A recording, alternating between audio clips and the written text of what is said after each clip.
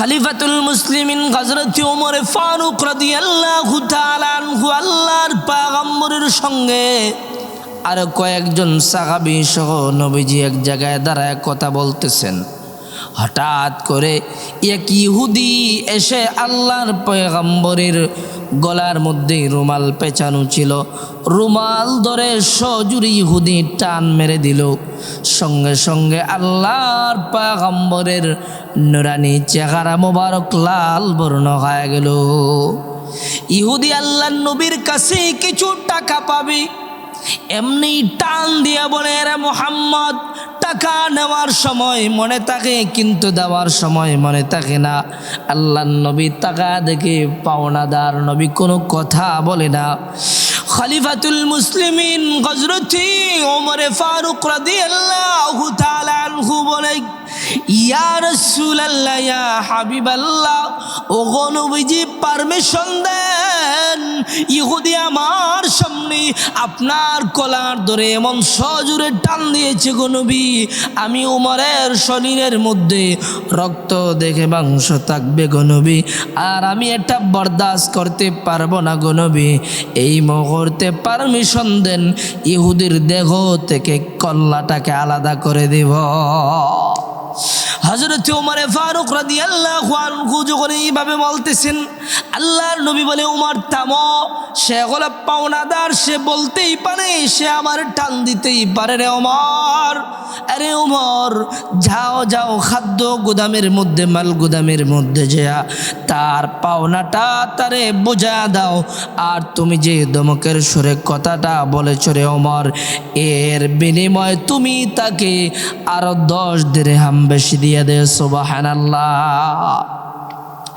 এবার যখন উমরের সঙ্গে ইহুদি চলে যাচ্ছে, কিছুক্ষণ পরে ইহুদি যায় বলে, এরে ওমর, আমার তো উদ্দেশ্য মুহাম্মদের কাছ থেকে পাওনা নেওয়া না রে, আমি তাওরাতের বড় পণ্ডিত, তাওরাতের মধ্যে আমি পেয়েছি মুহাম্মদুর রাসূলুল্লাহর চরিত্র হবে খুলুকে আযীম, মহান চরিত্রের অধিকারী নবী মুহাম্মদ হবে রে, আমি পরীক্ষা করার জন্য এসেছি রে।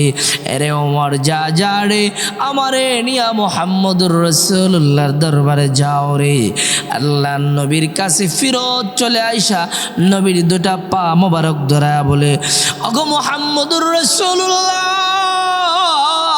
ওগো আল্লাহর পয়গম্বর, বিয়াদবি নিবেন না গো নবী, আমি তাওরাতের বড় পণ্ডিত, আমি তাওরাতের বড় আলেম, ওগো নবীজি, আমি তাওরাতের মধ্যে পেয়েছি গো মুহাম্মদুর রাসূলুল্লাহ আখিরি জামানার পয়গম্বর যিনি হবে গো, ওনার চরিত্রটা হবে খুলুকে আযীম, মহান চরিত্র দিয়ে আল্লাহ তারে সাজাবে গো নবী, আমি আপনারে পরীক্ষা করার জন্য এসেছি, আমার বুঝতে আর বাকি নাই গো, আপনি হলেন শেষ নবী, আখিরি নবী মুহাম্মদুর রাসূলুল্লাহ সাল্লাল্লাহু আলাইহি ওয়াসাল্লাম। ওগো নবীজি, আর দেরি করেন না গো নবী, আমারে কালেমা পড়ায়া মুসলমান বানায়া দেন। সুবহানাল্লাহ। আমার নবীর সুন্দর চরিত্র দেখে ইহুদি বেঈমানেরা মুসলমান হয়ে যায়, কেউ নবীর নুরানি জবান মোবারকের কথাবার্তা শুনে মুসলমান হয়, কেউ নবীর নুরানি চেহারা দেখে দেখে মুসলমান হয়, আবার কেউ নবীজির সুন্দর চরিত্র দেখে মুসলমান হয়ে যায়। সুবহানাল্লাহ। কাফির বেঈমানেরা আল্লাহর নবীর কোরআন তেলাওয়াত না শুনে রাত্রিবেলা ঘুমায় না। উতবা, সাইবা, আবুল আহাব, আবু জাহেল তারা ঘোষণা করে দেয়, মুহাম্মদ হলো পাগল, মুহাম্মদের দ্বারে কাছে তোমরা যাইবা না রে।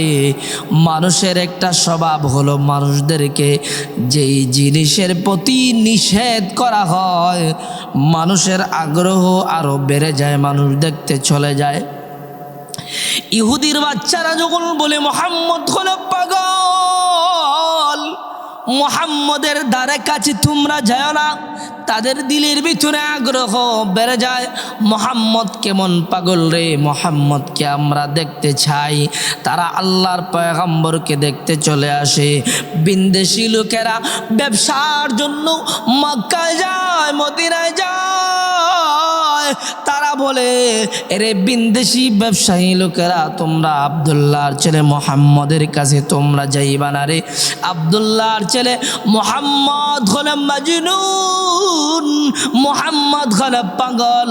তাদেরকে যখন নিষেধ করা হয়, মানুষের স্বভাব হলো নিষেধ করলে মানুষের আগ্রহটা আরো বেড়ে যায়। তারা দেখতে চলে আসে, চলো দেখি মোহাম্মদ কেমন পাগল, মোহাম্মদ রে আমরা দেখতে যাব। কেউ যা দেখে আল্লাহর পয়গম্বর আল্লাহর কালাম মহাগ্রন্থ আল কোরআন তেলাওয়াত করতেছেন। সুবহানাল্লাহ। নবীজির এত সুন্দর পাক জবান থেকে আল্লাহর কালাম মধুর কণ্ঠে নবী যখন তেলাওয়াত করে, বিদেশি লোকেরা এসা কয়, না রে না, এমন কোরআন তেলাওয়াত করনেওয়ালা লোক কখনো পাগল হতে পারে না, এমন মধুর কণ্ঠে কোরআন তেলাওয়াত করনেওয়ালা লোক কখনো মাজনুন হতে পারে না রে। যায় আল্লাহ নবীর কাছে যে কথাবার্তা বলে, আল্লাহ নবীর এত সুন্দর কথাবার্তা, নবীজির চেহারা সুরত দেখে দেখে কাফির বেঈমানেরা মুসলমান গায়ে যায়। সুবহানাল্লাহ। উতবা সাহেবা একটা আরেকটারে কয়, আমরা সমাজে নিষেধ করে দিলাম মুহাম্মদের কোরআন তেলাওয়াত যেন কেউ না শুনি।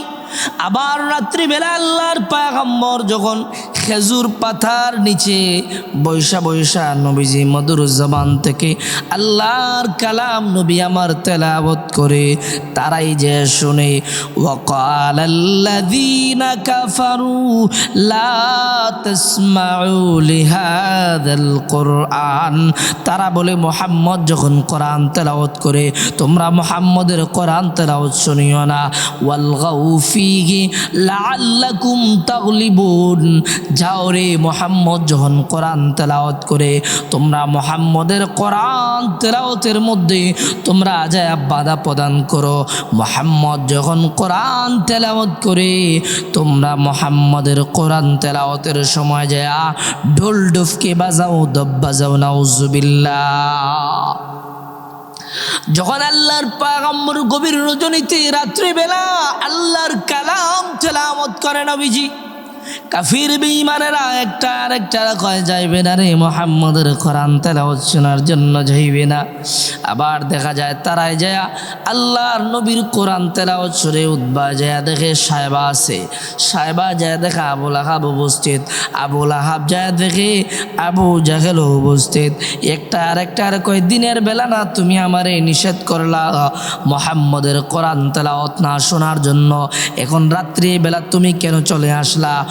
আমি আসছি রে মুহাম্মদের কোরআন তেলাওয়াত শোনার জন্য না, আমি আসছি মুহাম্মদের কোরআন তেলাওয়াত শুনতে। কি কেউ আসছে পাহারাদারি করার জন্য? পরের দিন যখন আবার দেখে, পরের দিন আবার দেখে, এইভাবে দেখার পরে কয়েকটা আরেকটারে কয়, আরে মুহাম্মদের যতই আমরা বিরোধিতা করি না কেন, মুহাম্মদের জবান থেকে কোরআন তেলাওয়াত না শুনলে আমাদের রাত্রি বেলা ঘুম হয় না।